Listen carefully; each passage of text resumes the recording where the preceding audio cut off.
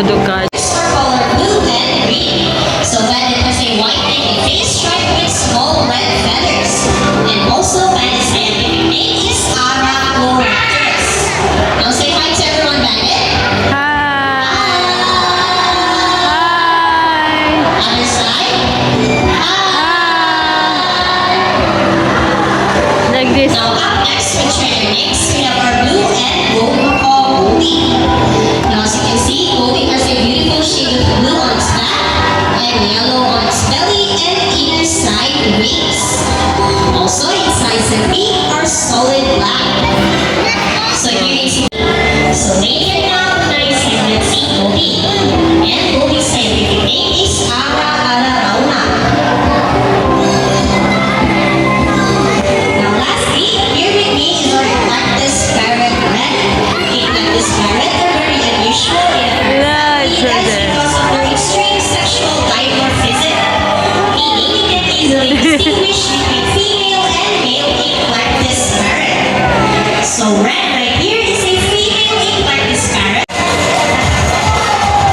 So in the wild, the skills that bandit have is very essential for bandit to find food, shelter, and a good place to nest. Let's shake bandit.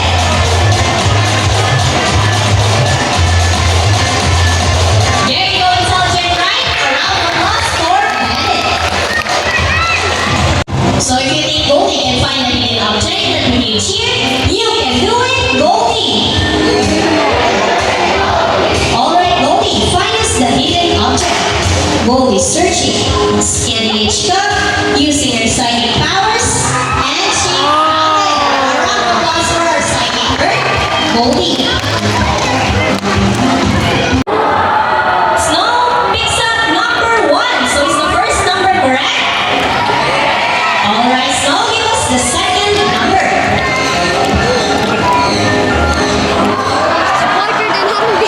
Snow picks up number 8. So 10 plus 8 equals? A round of applause for our black wizards. No. There's no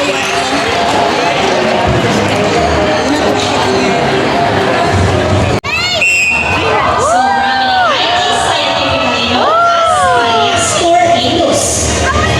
So these birds can be found in the Indian subcontinent, Southeast Asia, and in Australia, where they are called as sea eagles.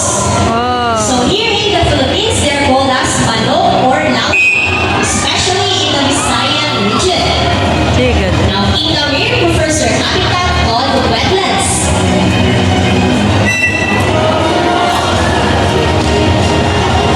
So that is it for Brahminic who fly across the stage.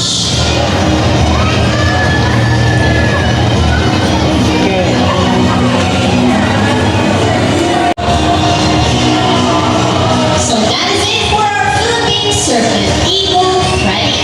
A special sense of magnetoreception, meaning they can detect the Earth's magnetic field, allowing them to perceive the location, direction, and altitude.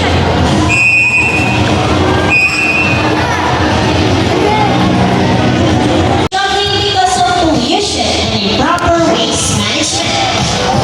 So always keep in mind to reduce waste, reuse plastics, and always recycle. See, if blue can do it, then so can we. Now before we end this bird show, I would like to invite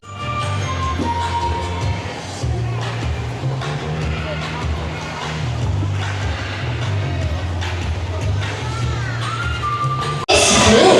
But before we start this friendly battle, I'll be dividing you guys into 2 groups. Now all the boys will cheer for blue. Come on boys, say go blue, go blue. And all the girls will cheer for azul. Come on girls, say go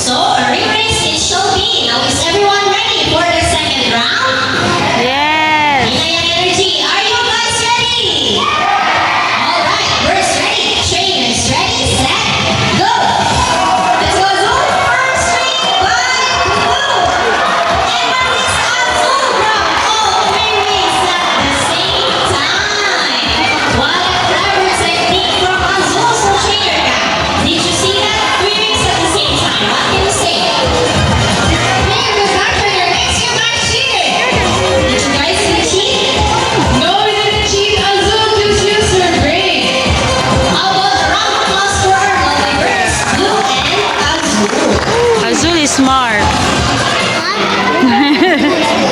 So, Azul.